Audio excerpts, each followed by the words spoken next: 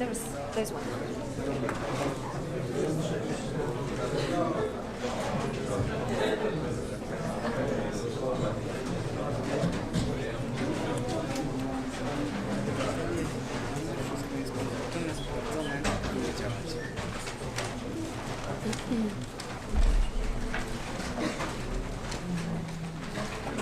To jest jakiś mikrofon, czy jak ja mam mówić? 2 mikrofony. Takie ręczne? Nie, jeden będzie tutaj, zaraz cię ubiorę, a drugi do rączki. To otwierasz i ty później delegujesz.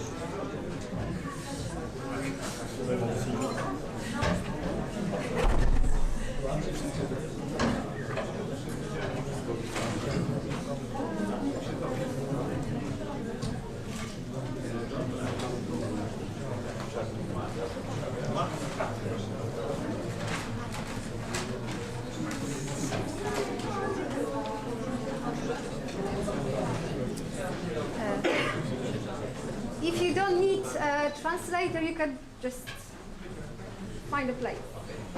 Wykład jest arabski. W jakim języku? Po angielsku. Translator.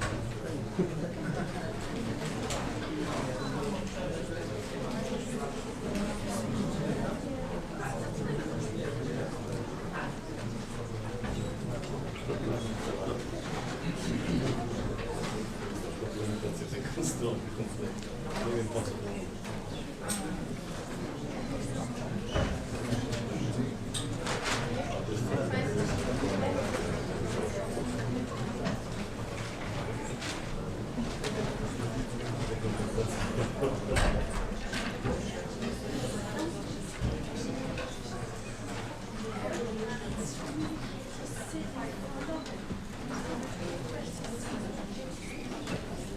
Wspomnisz Polowi, żeby ubrał ten mikrofon? Żeby... Już powiedziałam.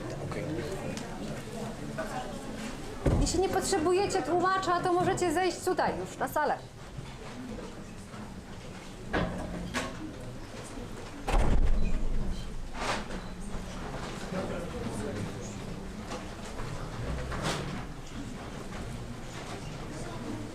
Ważne, żeby Słuchawki.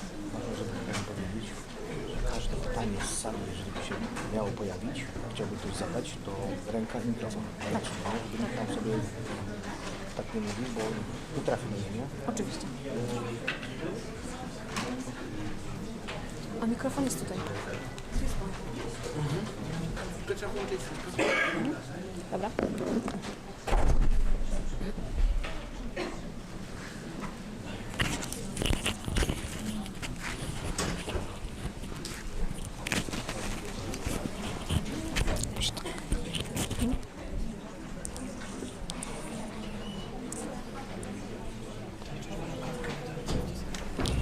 Czerwona kropka tu. Tak, już nie będzie wtedy włączone teraz, wiesz? Tak, tak, tak.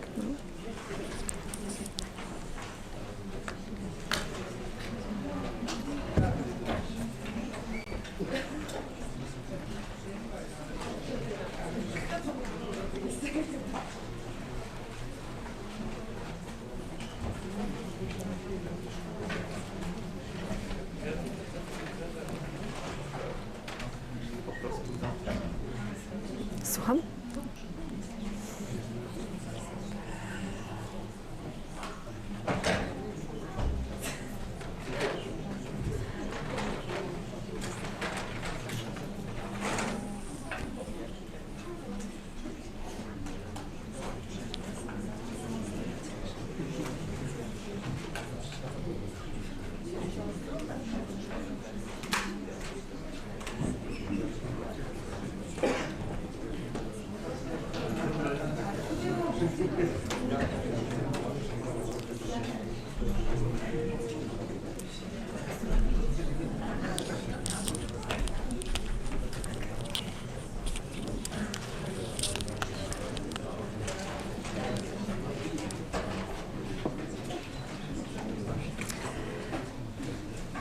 I guess we can start our meeting. I'm going to start with saying that it's really nice to see you all, and I'm honored that you came and that so many of you started cooperating with us for the project Southern Baltic Coastal Biodiversity, Dune Habitat Restoration and Development of Good Management Practices. You see, I don't know, the title of the project. It's really long, and I think we're going to use the abbreviation LIFEforDunesPL. And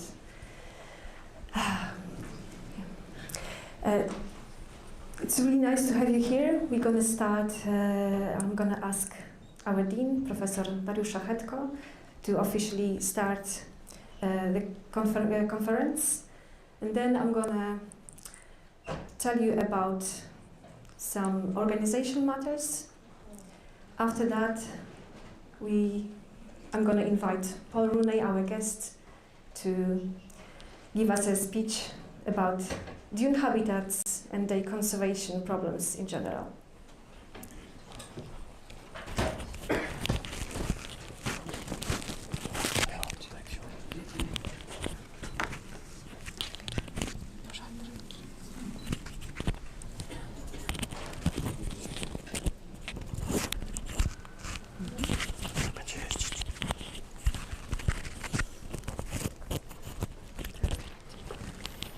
Okay, I think I'm ready.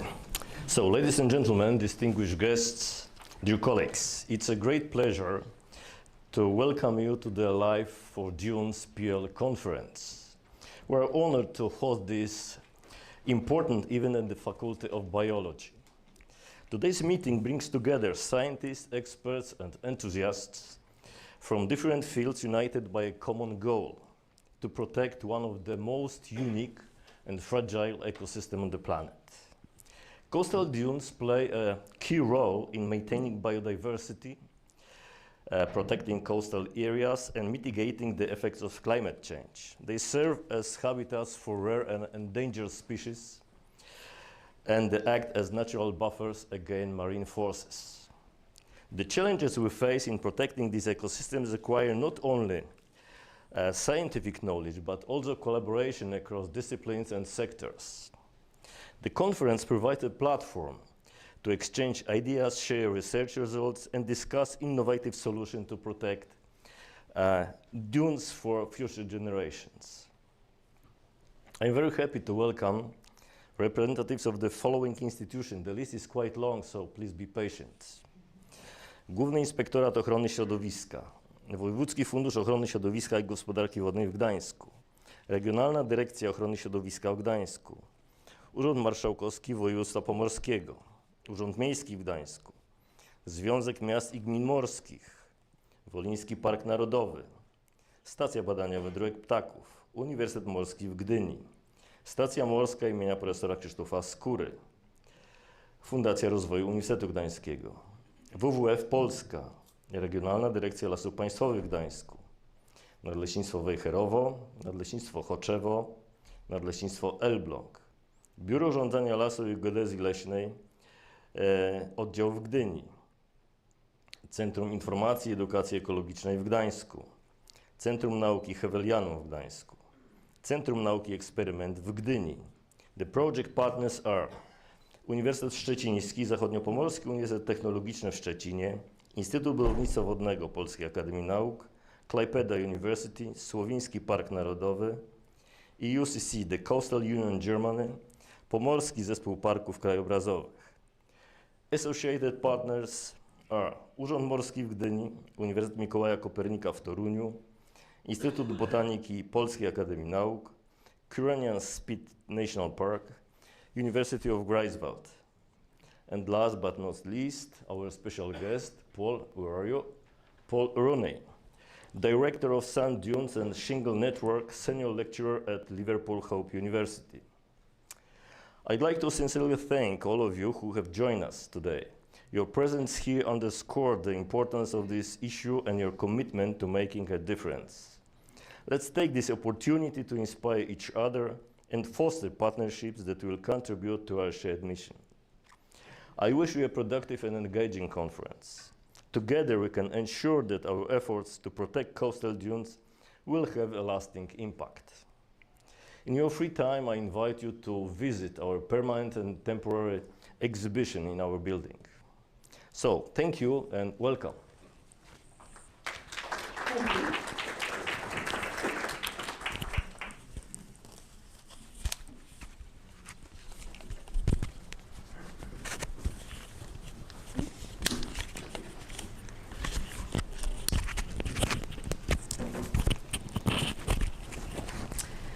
Sorry, this is a bit tricky.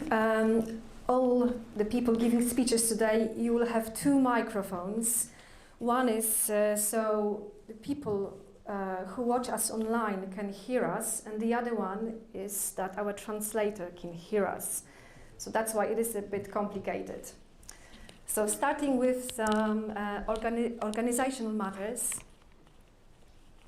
As you know, we've got live streaming of this conference, so just be aware of this. This is because some of our partners couldn't come, so they watch us online. And the videos will be available also on our YouTube channel, which is LIFEforDunesPL. We started it a few days ago. It's a bit crazy because this is the beginning of the project, and a lot of things are happening at the same time. Second important announcement is that please, when you speak here, don't rush, because we've got a live translation. So give Kasia a chance to translate. That's why I'm asking you to just slow down a bit, not to be too fast. So yeah, it can be translated. And another thing is that if you were given a set of headphones, you can keep it for the whole day, but please remember to give it back at the end of the conference day. Don't go home with those headphones or fly to other countries. It's happened. It's easy to forget, yeah? So, yes, we will try to remind you. I'm gonna, before I give our guests a chance to speak, we are here because we are starting a project that's financed under LIFE program. And LIFE program is a European Union program that finances environment and climate actions. And LIFEforDunesPL project is financed under sub-program Nature and Biodiversity. And its main goal is to actually fund nature conservation projects. So our project is a nature conservation project. We would like to restore dune habitats on the Baltic coast. This is the main goal. And the sub-program supports implementation of EU birds and habitat directives. I invited many partners to the project because I thought that it is better to work together and find solutions using different backgrounds of different specialists. That's why there are so many partners, but this is a great adventure. That's how I see it. A challenge as well, but it's really nice to have you here and have you as part of the project. Besides our official partners who are beneficiaries, we do have very important associated partners who will help us, advise us, and lead us through the project. I'm gonna, I think Professor Szlachetko already read the list of our partners. So this is the kickoff conference, but there's gonna be meetings for local governments and all the stakeholders that will take place in April. And we will meet with whoever would like to come and hear about the project about what's going to be done, just to make sure that there is also social acceptance of whatever we're planning. But this is, don't worry, this is nothing. Okay, so organizational information. So today we are gonna listen to Paul Rooney's lecture in a minute. Then after the lecture, I would really like to ask you to come outside of the auditorium for a group photo. There's gonna be a cake as well. Then after half an hour, there's gonna be a speaking session when we're gonna present all the partners in the project. They will have a chance to say about their backgrounds, about their role in the project. I'm gonna start with some information, general information about the project itself. Then we've got a lunch break. Lunch will be provided, so please don't spread over the building, although we invite you to see all the exhibitions because they're really interesting. After lunch break, we've got a second speaking session. Then there's free time, and we invite you for a dinner to a restaurant nad Potokiem. And if you're not on the list, but you would like to take part in the dinner, please feel free to tell us, because there are also still places and free chairs. So, as I said, after this this part of the conference, when we finish, I'd like us to go just the opposite the auditorium to take a group photo. Tomorrow we're meeting to discuss all the tasks that will be carried through the project by all the partners. And and after official part, there's going to be a guided walk tour of Gdańsk. And Friday, it's a field trip day. We're going to go to Hell Peninsula to see the effects of one dune habitat restoration project that have been carried on. And as well, we're going to go to Seal Sanctuary, and we're going to come back to Gdańsk. So you are given a little gift in your paper bags, and this is honey, but the honey is mixed with sea buckthorn fruit, which is a species typical for coastal area, and it's really rich in vitamin C, and it's a bit so the honey is sweet, but the fruit is sour, so it's got a really nice taste. So hope you're gonna like it. We thought it would be a nice gift. Okay, so now I'm gonna invite Paul Rooney from Liverpool Hope University. Paul is an environmental geographer, an expert in ecology, geomorphology, and conservation management of coastal sand dunes.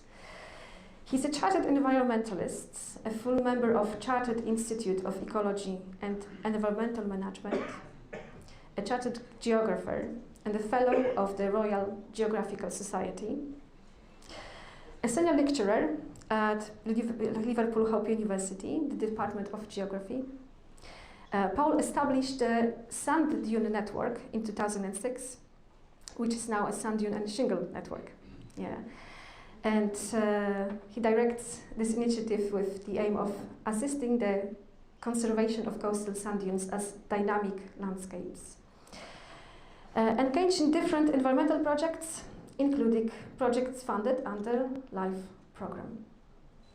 Paul. Thank you.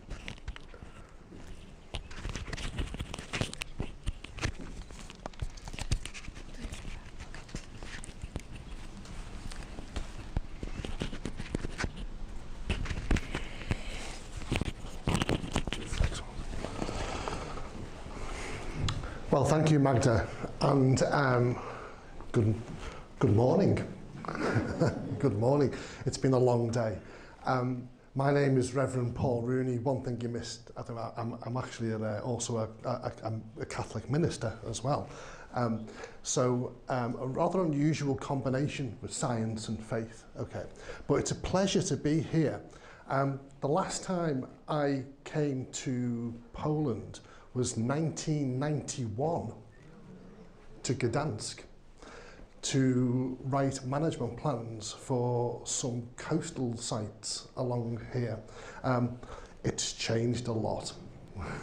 It's changed a lot, all for the better. I have experience of working with coastal dunes. I don't know how the translators are going to cope with this. First of all, my accent. I'm from Liverpool. Some of you will be old enough to remember the Beatles. I have that particular accent. Everyone in Liverpool claims to have a relation who's one of the Beatles. It is true for me with Paul McCartney. But I will try and speak slowly without my regional accent. But as I describe myself in sand dunes, I called myself a sand dune nerd. I'll try and translate that into Polish. Okay, a sand dune nerd. I'm a self-confessed sand dune nerd. I've worked as a coastal ranger on sand dunes in northwest England, the biggest open dune system, and also ran one of the very early EU Life Nature projects between 1995 and 1999 on coastal dunes, and then moved to the university, Liverpool Hope University, where I then continued my sand dune fun in various ways. Today, I want to talk to you a little bit about coastal dunes, and I'm so excited to be here for this event, another LIFE project, working with coastal dunes, one of the most special environments in the whole of Europe. And this project joins a family of sand dune enthusiasts, a long-established family of sand dune enthusiasts across Europe. And so there's great support for this project, and I hope that we can help to connect the various partners to even more partners across Europe. And so my talk today, I want to reinforce some of the principles of coastal dunes. I know some of you work with them all the time. I can see the guys from Slavinsky National Park with their smart uniforms. Fantastic. I see that you've got people from Lithuania, from the Curonian Spit. I was there recently. What a fantastic place. You've got Klaipėda University, etc., etc. People know about sand dunes. But I thought I'd come back to some of the basics, some of the principles, and then also talk about how this project is part of a European-wide family of coastal dune enthusiasts. So let's start. Why bother? Why bother? Why are coastal dunes important? Well, it's really important that we get clear messages across to people about this. Clear messages, especially working with non-specialists, local authorities, government units, the community, stakeholders. And so what's really important about coastal sand dunes? Well, first of all, they provide very simply buffers for coastal erosion. They don't stop coastal erosion. They're not things to be stabilised, to have a hold the line fixture. That's out of date now with coastal dunes. But they also, really importantly, one of the biggest ecosystem services they provide is the mitigation of flood risk. You think about the situation classically in the Netherlands, and without that coastal dune frontage, large areas of the country would be underwater. The Rijkswaterstaat, the government agency, have a great role there. And in fact, where I live, the coastal dunes have exactly the same function. So a buffer a buffer against coastal erosion. Those dunes got to be allowed to change and mould, and a mitigation of flood risk. They're also very important sites economically and for recreational activities. A lot of my work recently has been involved with golf. I've just completed a big research project funded by the golf governing body, the Royal and Ancient. In the British Isles, we have over 300 golf courses on sand dunes. That's a significant part of our sand dune resource. I also had the privilege of facing Donald Trump in a courtroom before he was president, representing the Scottish Government agency. So that was a most interesting experience. But what we can see is that coastal dunes are really important for recreation and economic purposes. I remember along the coast here with Gdynia and Sopot, the Polish coast is very important for tourism. But of course, they're also important places for biodiversity. They're really significant ecosystems. Here we've got a picture of Liparis. A lot of conservation work in our country goes into this. So really significant ecosystems of very, very high conservation value. What's interesting about coastal dunes, you'll know, is that they are a mosaic of habitats. And particularly, even things that are species poor are a high conservation value. And yet we've also got jewels in the crown, wetland areas, which are fantastic biodiversity with specialised species. And then finally, not to forget the human elements in coastal dunes. Coastal dunes can be really important places for archaeology. This picture you see here is of Skara Brae, a place called Skara Brae, which is in the Orkney Isles. If you've got Scotland, it's in Shetland, Scotland, and then to the north there, the islands to the north. And this was an ancient settlement uncovered after a storm when the sand moved. And I've been part on our coast of finding Neolithic footprints and Bronze Age trackways. All of this tells us how dunes were used historically and are of cultural value as well, from farming practices to settlements and even military use as part of the cultural values of coastal dunes. So, they're important. Now, just like Magda, I teach my students about coastal dunes when they come to university after college, and I have to unlearn them the things that the high school teachers have told them, that sand dunes are static and there's a lineal thing, and etc. I try to a good starting point with people, I think, if you're working with local communities, is to be really simple about what sand dunes are made up of. And it's dead easy. It's really easy in its essence. All you need to know, is about sand, wind, water and plants. 4 elements. It's really that simple.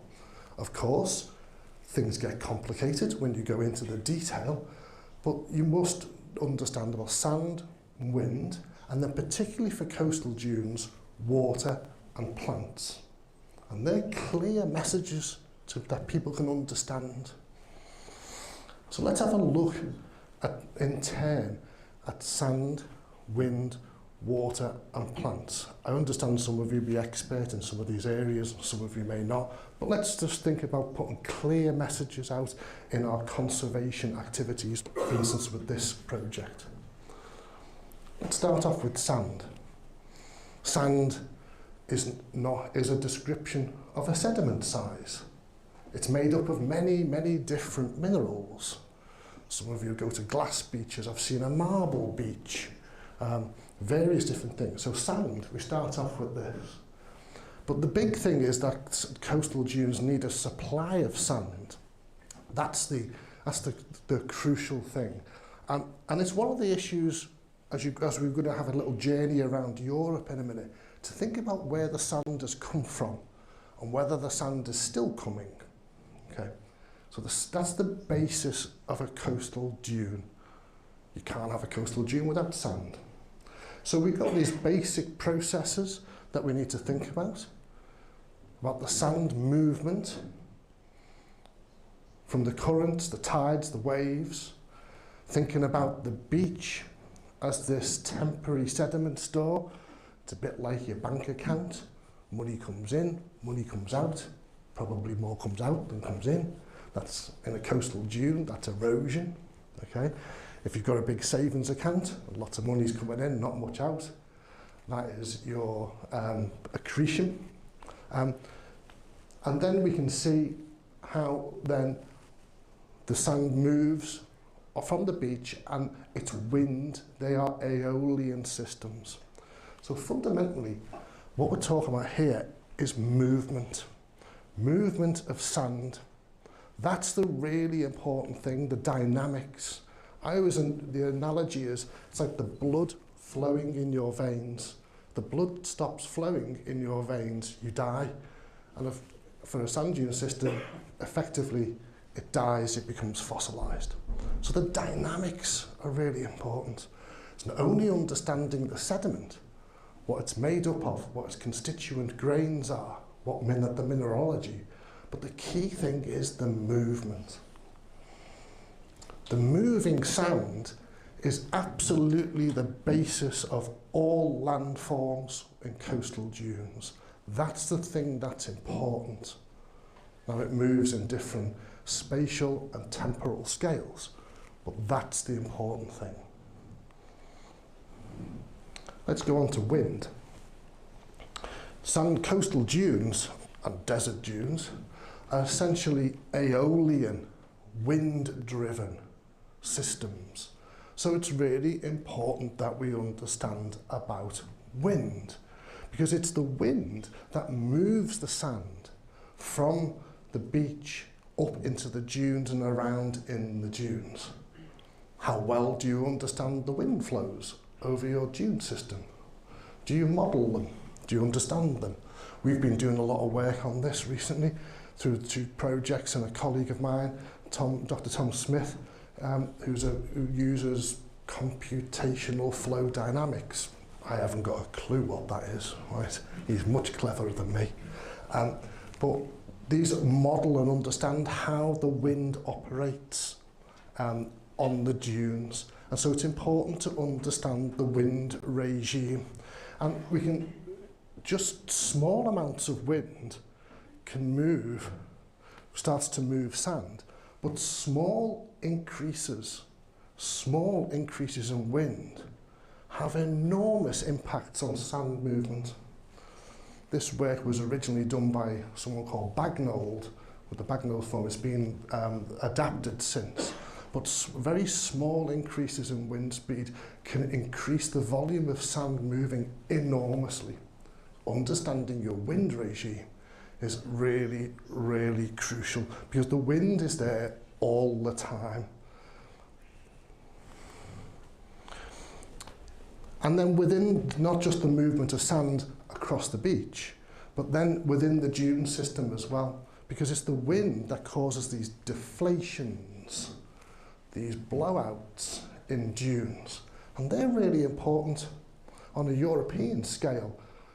We're seeing that coastal dunes of what we call topographically mature, overstable. And so these patches of bare sand, this movement, can be really important in keeping that lifeblood going. The samophiles, the sand-loving plants and animals, to keep that open habitat. That's really important. So understanding wind is very, very, very important. Now, a sadly neglected aspect of coastal dunes, I find, is the understanding of the importance of water. Water is underneath the dune system. There's a fresh water lens beneath the dune system. If you go to the Netherlands and turn the tap on, that water comes from their sand dunes. If you play golf on our golf courses in Britain, the tees and greens are usually watered from water that's abstracted from the dunes.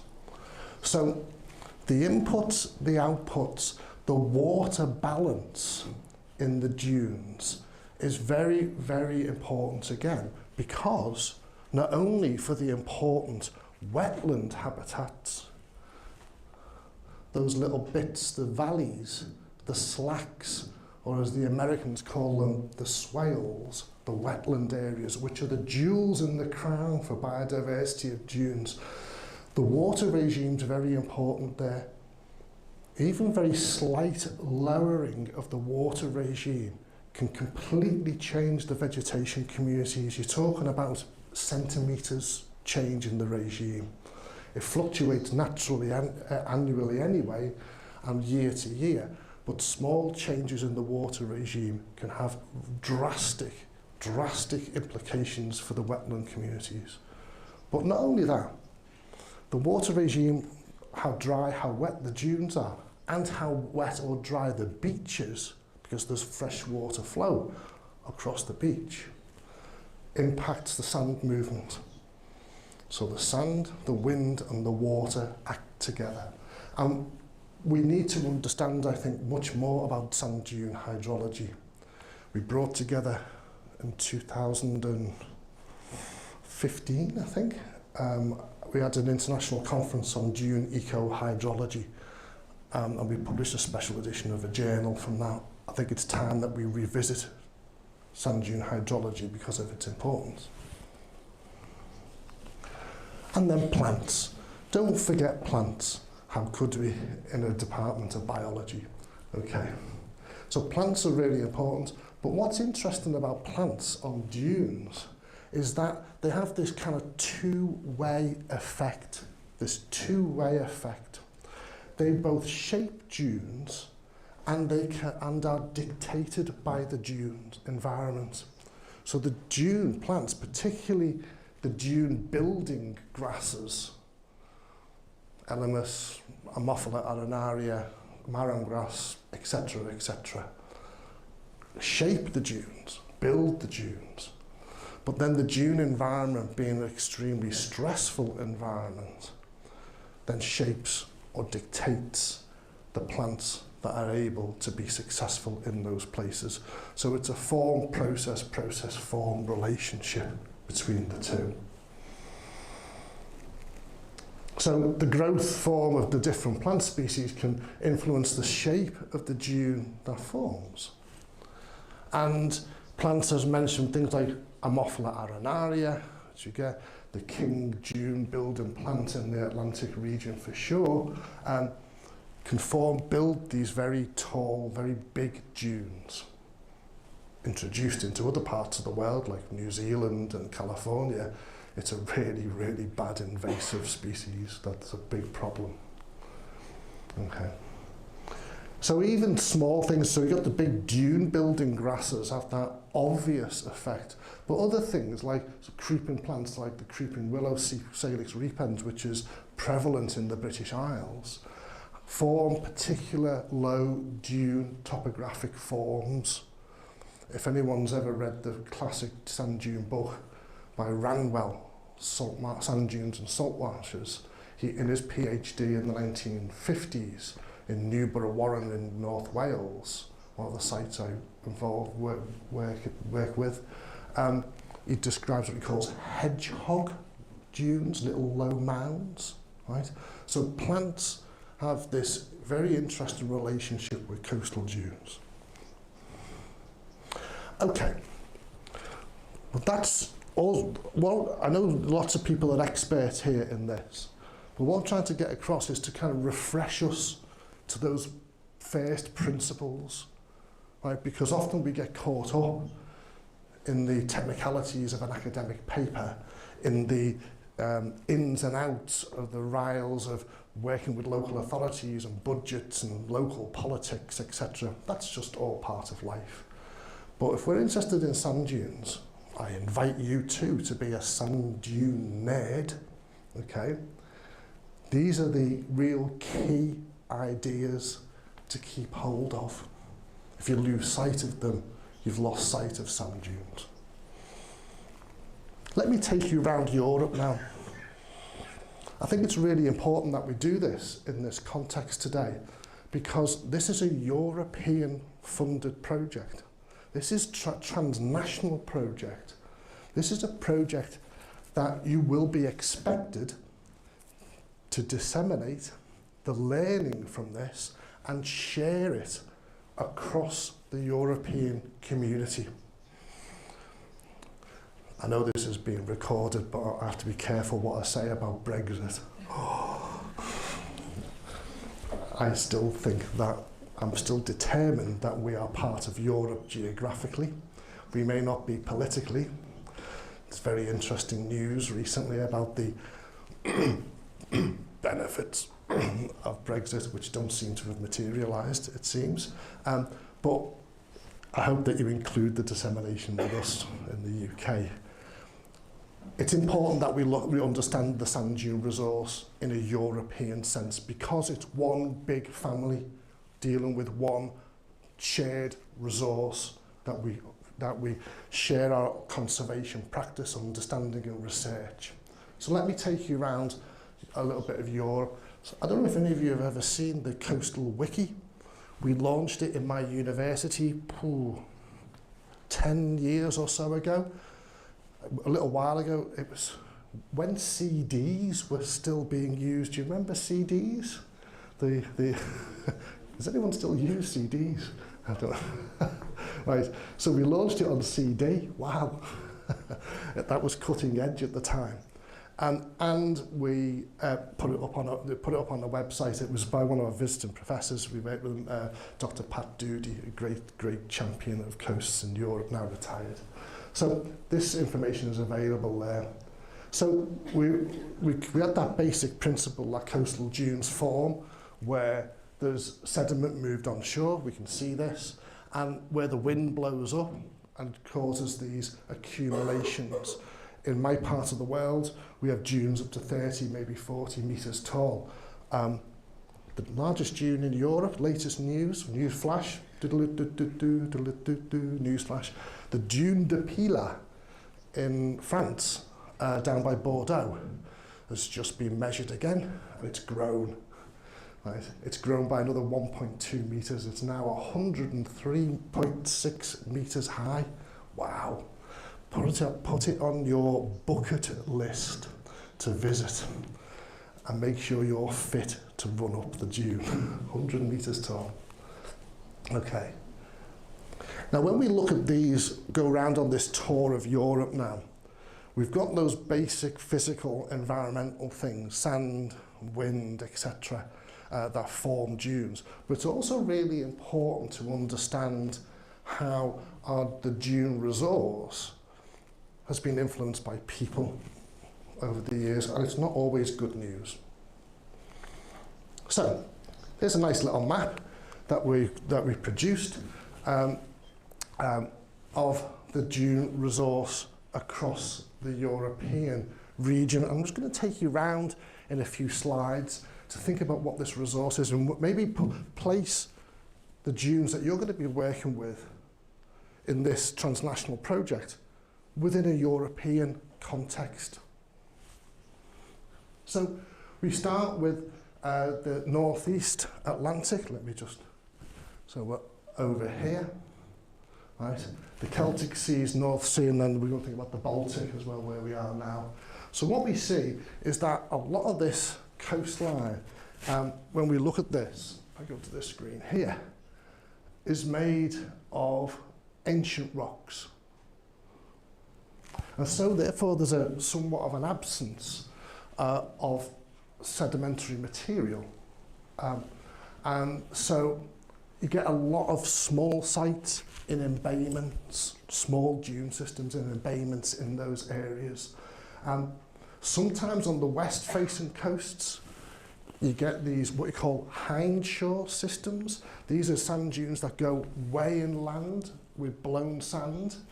My local dune system I used to manage is a hind shore system.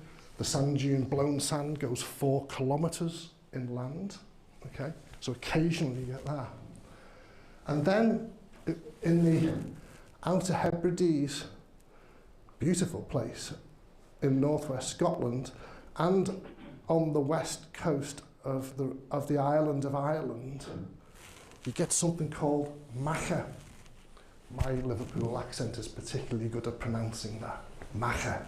Right? Does anyone know what macha is? No shakes of head. Right? Visit our website. We've got a free online event. We're trying to raise the profile of macha because it's kind of been neglected as a sand dune resource. It's the 20 something, 20. Yeah, it's on the 26th of February, 2 p.m. GMT, a free online event. Macha is calcareous dune systems, very, very highly calcareous, floristically wonderful, battered by the wind, really low, big cultural impacts on them in Scotland. It's shifting agriculture with lazy beds, grown oats. In Ireland, it's grazing with sheep. It's a particularly unique dune landscape. Come along to the event, 26th of February, see on our website in a moment. As we go through to the Celtic and North Seas and coming here into the Baltic, we've got a situation where there's generally coastlines that often are rising relative to sea level. Scotland was thought to be like that. We're kind of revising our ideas about that, whether that's actually happening, whether the isostatic uplift is outpacing sea level rise. But that's a general trend in this area. And then, so for instance, I dare to put some, there's a lot of sand dunes in Poland, I believe. Yeah? Yeah, good. Okay, so you can see that sometimes there's lots of sand dunes around here. And then, of course, we go to places like, we come into Denmark, and the Wadensee coast, Germany with Nadines here, right? And then down through into the Netherlands, and this complex of dunes is particularly important in a European context. Really, really important. If we move down then, down the eastern mid-Atlantic coast, including what the British call the English Channel, or La Manche for the French, into the Bay of Biscay, we see more dunes there, some which are remnant areas because of development, tourist development, infrastructure, cities, etc. And then we come down, if we go through here into Brittany, there's a lot of cliffs, right? So sedimentary structures are infrequent. And so you get limited dunes where there are cliffs and maybe just some embayments around there. There's an exception with the Somme. Further south, if we come down through France, we got some dunes around Normandy, right? But then when we come down here, we're talking, this is outside of the area where there was lots of glaciation, and so fluvial sources start to become important in terms of sediment supply in these areas, right? Makes it really quite different. So we come down to the area down here, the Bay of Biscay, where we've got Les Landes, and there's the Dune de Pilat down here, this 100-metre tall dune, an extensive dune system, massive, great big area. A lot of it's afforested by ONF, the management of the Office National Forêt. So a lot of the dunes there are completely afforested. I think the first international conference I got asked to go to, we were removing pine plantations from our dune system as part of the LIFE project. And I was invited to an ONF conference. What they didn't tell me, it was to 300 foresters and I was going to tell them about taking pine trees off sand dunes. I wasn't very popular. But there we go. And then we come down to Portugal. Portugal's actually got loads of sand dunes, right? About 60% of the coastline of Portugal is sand dune. It's really important. And then southwestern Spain, we've got some barrier islands and spits of Andalusia, and particularly you've got the Cota Danyana National Park, which is a fantastic place. Again, a bucket list sand dune place to visit. We're getting to a close now. If we move into the Mediterranean, we start to see, up here we've got different biogeographical regions. The Baltic, you know, we're in the continental biogeographical region. We come through here, down to the northern tip of Portugal. It's the Atlantic biogeographical region. And then we move into the Mediterranean biogeographical region. And we start to see shifts in the flora then. So we start in the communities.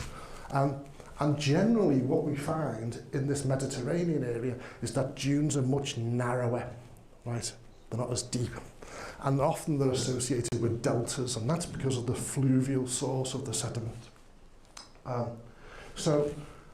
What we see particularly on the Spanish costas, in particular, is that mass tourism has devastated the dunes in those areas. But this also applies in France and parts of Italy as well, but particularly in Spain, we've lost lots and lots of dunes through mass tourism development. If anyone knows Benidorm, that was a great place for British tourists to go. That's a good example.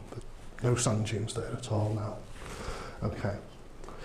So, and then we come down to Italy. We can see Italy, we've got some big dune systems, but probably as a result of the last warming of the last glacial optimum, but then usually associated with fluvial supplies of sediment. And then finally, we go across to the Black Sea, Greece, the Black Sea, and into Turkey, right? Often they're limited because of the topography. So we see this in Greece and in Turkey. And we have some issue, obviously there's issues around the Romanian, Bulgarian coast because of tourism development there in recent decades. And there's a danger there that we're starting to see the Spanish story being repeated some decades on. So that's a real conservation concern. Okay. Now, there's your little tour around Europe. Some of you who are lucky enough still to be in the EU will remember maybe involved with what we call Article 17 reporting. We've done lots of work in the past for the British government on this reporting for all the coast of Scotland and things. It started in 2000 and I think seven. Anyway, it's gone through. And what we saw is an assessment of the 22 different vegetation types under the Korean codes of the condition of sand dune plant communities. And the first two rounds were really bad news. I could have put slides up here with loads and loads of the traffic light system of green, amber and red. And the early ones were just plastered in red. Big problem. Some countries have improved. There has been some progress in some habitats in some countries, and the LIFE mechanism has been a significant driver for this, to drive that improvement. We've seen this in LIFE projects in France, in the UK, in the Netherlands, Belgium, Denmark, ongoing. But here's the latest assessment for European dunes, excludes the UK now, unfortunately. The latest assessment, 2000, so his dashboard published 2019, modified in 2023. Look at the bottom chart there. This is all dune habitats for the whole of Europe. we can see almost 40% are classified as in good condition. Well done, that's great. But look, 40% unknown. And almost 20%, 19.37, reported as not good. Now that spread is not even across countries, and it's not even equal across different dune vegetation types. You can drill into this on the website and look at the assessments, the national assessments by each community. The point is, sand dunes are in trouble. There's been some progress, but they're in trouble. Part of the issue of this, of taking action, is that dunes are not extensive in a block like grasslands or peatlands, wetlands. They're linear and they are broken up in patches and they're around many different countries, and that makes it difficult to address them. And they're also news on the coast, and the coast has multiple pressures on it. It has multiple pressures in this liminal space. It's a tricky, contested environment, broken up, linear, and that makes its conservation, to address its conservation needs, much more challenging than extensive European habitats. So well done for getting your EU Life project. Much needed. Congratulations. Now, we could produce reams of documents about what the issues and the action required are for coastal dunes. I'm sure many of you in the audience have written plans, written academic papers, etc. I too have done this. But let's boil it down again to some really important points, just to see the essentials. What are the issues? There's many, many, many issues with coastal dunes: invasive plants, loss of habitat, over-stabilisation. The list goes on and on and on and on. Right, but let's look very simply. Right. I'll just put forward and say that the measures to conserve dunes generally are insufficient. They need to be strengthened. In other words, they're not fully effective. The fact that you can get a LIFE project means that dunes are in trouble. If there was nothing wrong with them, you wouldn't have got the LIFE project. That's simple. Right. And when we look at habitats across the European spread, sand dunes stand out as a failing habitat. Certainly in the top 4. But its particular situation, being on the coast, being linear, being spread out, makes it particularly challenging. The reporting mechanism doesn't really do it full justice. And neither does the reporting mechanism. And I've been to, when we were still in the EU, we went to the biogeographical seminars, we were concerned that go back to those principles about sand dunes. Sand, wind, water and plants. Sand and wind, the first 2, are not adequately picked up in the assessments in terms of the processes. There's a lot of noise around that. So that's a real big concern. We can go into, drill into detail there, but that's the headline point. So what needs to be done? Well, loads of things. And your LIFE project's going to start doing all these things. Great, fantastic, really, really good. Well done. But overall, we can see in a European context, we need to sustain the Natura 2000 momentum, not just the protection of sites, but that the idea is that Natura 2000 is a chain, a link of sites that share and celebrate a wonderful European resource. So that needs to be continued. And then this holy grail, this great aim of achieving something that we call favourable conservation status. Wow. Wow. How do we do that? Considering all the issues to do with coastal dunes. It's really, really challenging. But don't we love a challenge? Don't we love a challenge? I would say that in terms of meeting and rising to that challenge, networking and knowledge transfer activity is absolutely crucial. When we've got fantastic things like life projects, we've got this life project just started, we've got life projects on dunes in Denmark, we've got another great one on a dune invasive species in Belgium that's going on. We've just finished in the UK 2 massive big dune life projects, got it in just before Brexit. But across all that, networking and knowledge exchange is really important. This is why I thank you for the opportunity to come here today and share with you from a European perspective, because this is really, really important. Organisations like EUCC Germany, the EUCC, Sand Dune Shingle Network, European Dune Network, there is obligation in your life projects to share, disseminate, promote. Right? Really, really important, because sand dunes are in trouble. We've just finished these 2 huge life projects in the UK. You can see the range of partners there.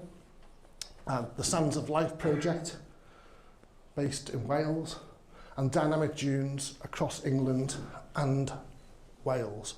One of the things that was really interesting in this, these projects were, in my opinion, I'm biased, I've supported them, of course, but they not only were based upon sound science and evidence, they advanced conservation practice particularly in terms of remobilising sand dunes.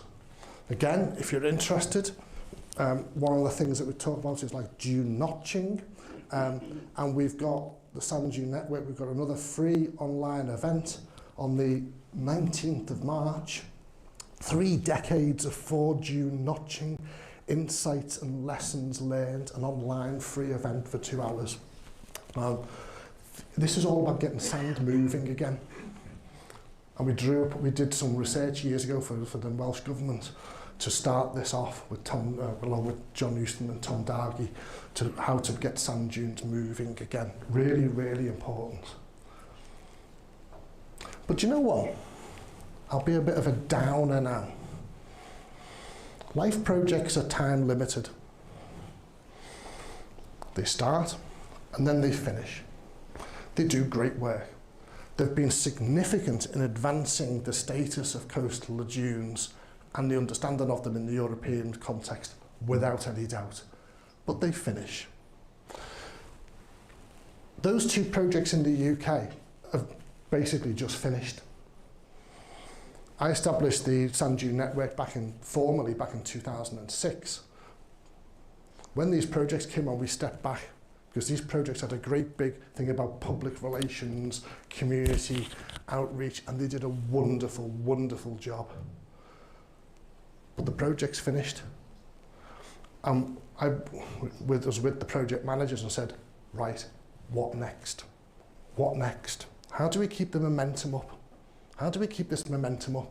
And this is where we put together these partners, the National Trust, the statutory agencies in England, Wales, Scotland, Northern Ireland. We brought them all together, and we've got a memorandum of understanding for the next 5 years to continue networking, but also to produce documents and share understanding. So one of the projects of the Dynamic Dunescapes was this publication that we brought out, Sand Dune Manager's Handbook, and we've just been revised it as 2nd edition, which is free, all to free to download. It's a really important principle. Don't reinvent the wheel. Don't reinvent the wheel. Share knowledge and understanding of conservation practice. Okay. But how do we keep that up to date? How do we keep that momentum going? Well, through networking. So our network has stepped back in. In Germany, we've got Maker Isserman has stepped in and done the Beach Dune network on the basis of our work. Other people, do you need to be already thinking about what next? It's your first conference and we're already saying what you're going to do at the end. But that's really important to keep that momentum going. So this is an example that you might want to think about. So we try and work very broadly on a landscape kind of level, thinking about evidence-based approaches to practice managing sand dune matter and shingle, which is what geomorphologists call gravel, large, big sand, right, big sand. But the UK is really important for vegetated shingle, okay. So what we do, really important is that we try and enthuse people about these things, about the value of them, and try to champion them, not a political organisation, because we've got statutory bodies, government bodies involved with us. But we champion them, and there's a nice sense in English, that word champion them. Stand up for them, give them a voice. Who else is going to speak out for these failing habitats? And then thinking about these exchange of knowledge, those events of talking about, the free online events. We've just had an early career researchers event online, people from all over the world, sand dune nerds, early career researchers, PhDs, postdocs, presenting the latest cutting edge of research. People from America, North America, from all around Europe. Newsletters, if you've signed up to our network, just yesterday we put out a monthly digest of sand dune news. Okay. So the idea is to build upon the results of networking, highlighting projects such as this. Already we've published that in the newsletter, which goes out to loads and loads and loads and loads of people. The next edition's about to come out, February. We'll be reporting on this, waving the flag for you, being a strong supporter, right? We also have things like conferences, study tours, workshops and things. These can continue, keep that momentum up and provide not only opportunity for academics to do research, but importantly, impact. Impact. Turning that knowledge, that creation of knowledge, not only sharing it, being informed from managers, working with managers, sharing that understanding, but then applying it and making the impact. Because sand dunes deserve it. They deserve people to be joined up. So basically a strapline that we use is linking science and management. The two should be hand in hand. No ivory towers here for academia. No shunning research for managers. We're in this together. Check our website out. Have a look. Maybe it'll inspire you for what next. It won't be what we do, it'll be what you want. Because in the end, it's about people. Getting people together, cooperating. This is one of our first events. I look at that and I can see government officials, NGOs, site managers, academics, researchers, all together. And look, do you know what? Get them out on the sand dunes, put the boots on, get sand in between your toes and in your pockets, and everyone smiles. That's the best way to cooperate, we've found. Low cost, free, simple events, preferably field-based. Get them out and share the joy of sand dunes. And remember, it's part of a European initiative. Back in 2010, I took the proposal to the European Union of Coastal Conservation Board, and they approved the notion of a European dune network. And up until the big LIFE projects, we had inserts on keeping people up to date on the European front, and we're starting to do that again. We need to share together across boundaries. Nature doesn't recognise these boundaries. So, to close,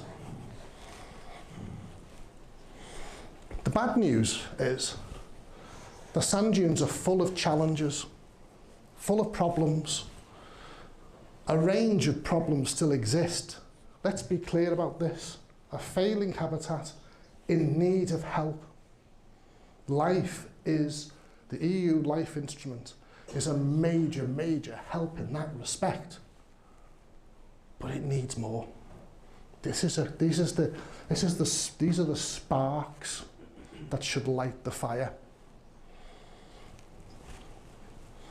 Because we're seeing that our coastal environments generally, and our sand dune environments in particular, are one of the places that are going to see lots more challenges coming up, not least because of climate change and sea level rise.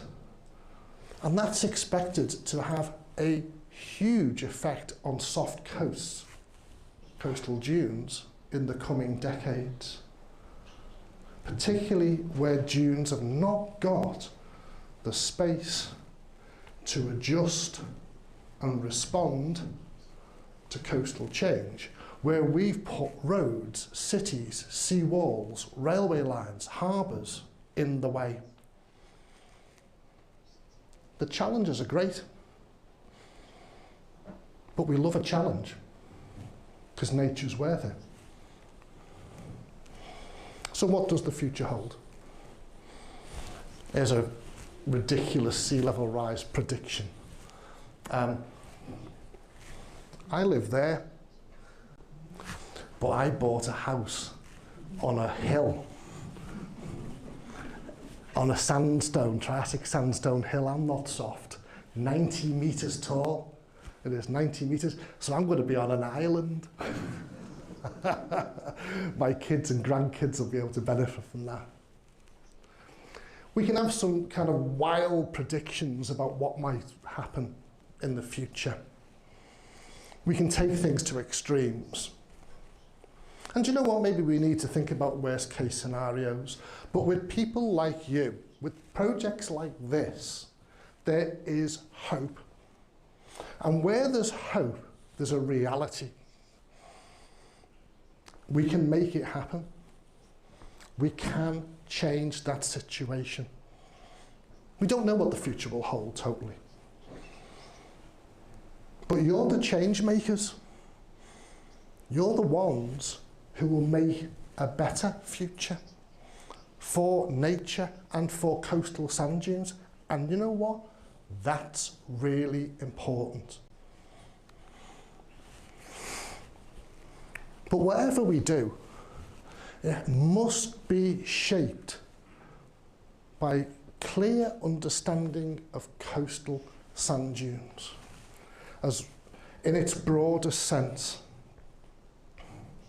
Remember those dead easy things: sand, wind, water, plants. But then, when we implement our management, try fitting it into this framework, because things like addressing invasive alien species, really urgent problem. Invasive alien species behind habitat loss globally is the major problem for biodiversity. Okay, so that's really important. But when we do that, we're working down here. And it's worthy work, and it's urgent work, it's absolutely required. But do we work with soils, groundwater, and up here, we're talking about working with geomorphology, with sand and wind. They're the really high impact things. They're the things that will have the lasting impression. There's that one at the top, climate. Not much as a manager or an academic we can do about that. It's a political thing in society and individual values and collective values, isn't it? And it's changing all the time. Hottest year on record, wasn't it? Exceeded the 1.5 degrees, etc. But we can work with geomorphology, We can work with groundwater. Very little work's done on soils, on sand dunes. Very little, sadly neglected. And yes, we do need to work on this, but bear in mind, in the end, these are the big impact things. So we start work and we do this, but we raise the importance of sand dunes. We give them clear messages out. Sand, wind, water and plants. Yes, let's work with the plants. Don't forget the sand and the wind and the water, because that's what makes a sand dune. So, to close, we're talking about the movement of sand on different spatial temporal scales as appropriate to the sites. But that's really important. The blood flowing in your veins, remember? So dynamic dunes are basically more resistant and able to buffer erosion and provide that key ecosystem service function of flood protection. That's a real winner when you're speaking to a politician. Do you know what? Sand dunes are much, much cheaper to maintain than a concrete sea wall or other physical interventions. They're cost effective. Music to decision makers' ears. Because sand dunes, if we allow them, if we enable them, they are flexible and responsive. But we've got to do that. And projects like this, projects like our networking project, etc., need to be given that message out all the time, whilst dealing with the invasive plants, putting that message out as well at the same time. Because these places are special.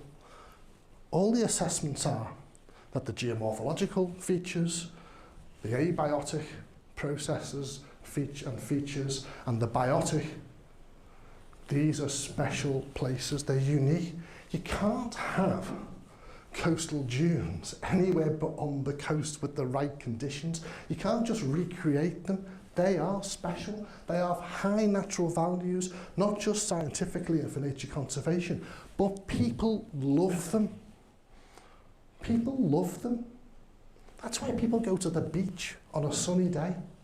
And that's what we've got to tap into. People love sand dunes. They have high value. And if we do it right, if we can turn this failing habitat round, if we can address these things, I know it's ambitious, but we love a challenge, they'll be more sustainable in the end. So, thank you for inviting me today. It's really exciting to be with you. Really exciting to be with you. To be back here in Poland, in Gdansk, after 33 years. I'm very excited for this project, and I can say with all confidence that we'll lend all support to your efforts to network and support this project, because it's worth it. Thank you very much.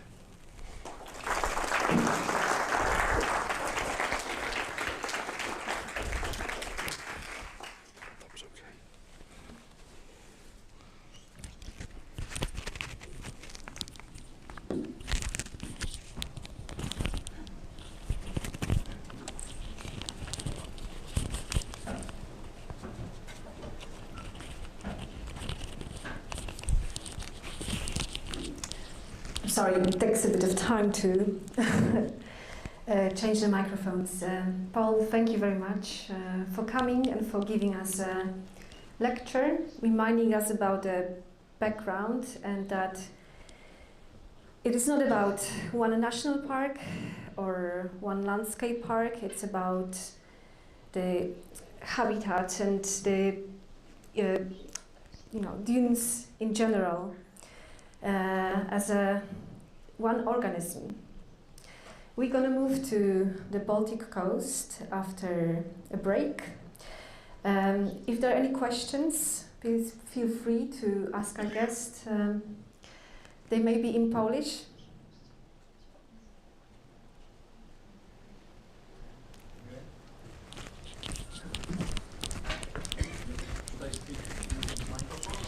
Yes, unfortunately, otherwise.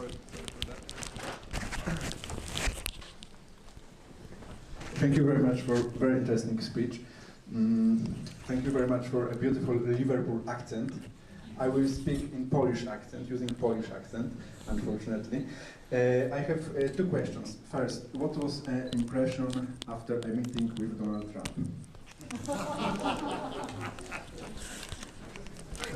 Should we share the same microphone? Or? Yes. Okay. Okay, so the next question is, could you please, I'm mainly a coastal engineer, so could you please comment, how do you find beach nourishment or dune reclamation using artificial method? That's the serious question. Thank you. Sure.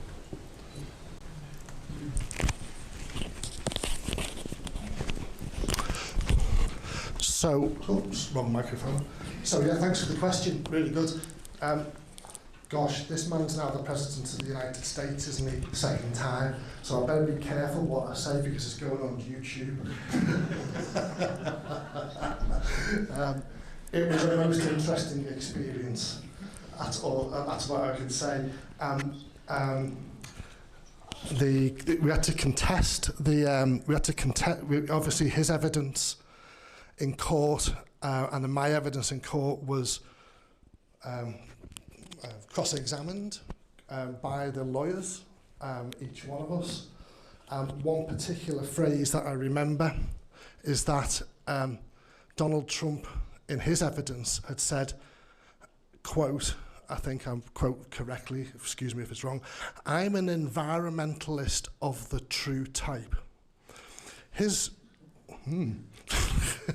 his lawyer, so the Queen's Counsel came back to me and my cross-examination and said, because they try to undermine you in court, 3-week public inquiry, and I was one of 2 expert witnesses for the Scottish Statutory Agency. And I said, he said, "But you're not an environmentalist." Really? Okay. Donald Trump is an environmentalist of the true type. So my response was, environmentalism is a spectrum. Donald Trump is there, and I am there. Now, it was a most interesting experience. I could maybe speak to you in the bar afterwards. We'll give you some more detail, but I'm not going to put that on. I'm not going to put this on YouTube. About beach nourishment, artificial recharge is obviously a technique that is now used quite frequently. And it's effective, but time limited.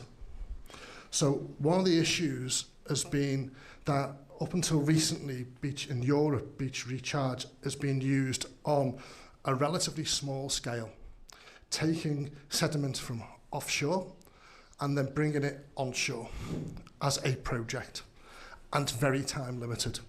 And then you've got to do it again, and then again, and then again. And that creates a bigger hole out there somewhere. And that in itself, in the marine habitat, is an environmental impact that needs to be carefully considered. But also, you've got to think about, we often think about sand dune systems. We narrowly often think of them in the terrestrial. But actually the sand dune system is the terrestrial part, the beach, that buffer, that exchange, and the offshore. So if you're taking sediment from the offshore as part of that system and putting it into the beach or into the dunes, that's going to affect the offshore. We see some bolder attempts. We see, like in the Netherlands with the sand motor, down in Scheveningen, which is a bold attempt where there's a great, to put it simply, they put a great big, it's much more technical than this, but they put a great big pile of sand at the south end of the Netherlands, which will basically take 25 years to feed the coast rather than doing lots of interventions. And we've done this in the UK as well. Maybe those bigger thinking things can be the solution to real society problems like the Netherlands. You can't, the Netherlands would be underwater without the sand dunes. So it's thinking on a larger scale. But when we do it, we have to also think about the environmental impacts and whether or not in the long term it is truly sustainable. It's very easy to come in with a short-term intervention, project-based, and you see this in a lot of places like in America. I've seen other places where they intervene, they come in, you get a benefit for 5-10 years, and then the sand goes. I can think on the Sefton coast where I work, an example where that kind of happened and it was gone within a year or two. So, needs careful thought.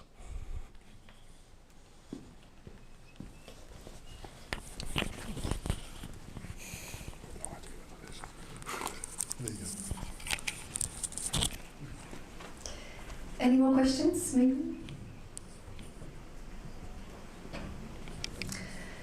So if not, thank you for taking part in this first part of the conference. Now we invite you to go outside the auditorium for the group photo and for a break, coffee break.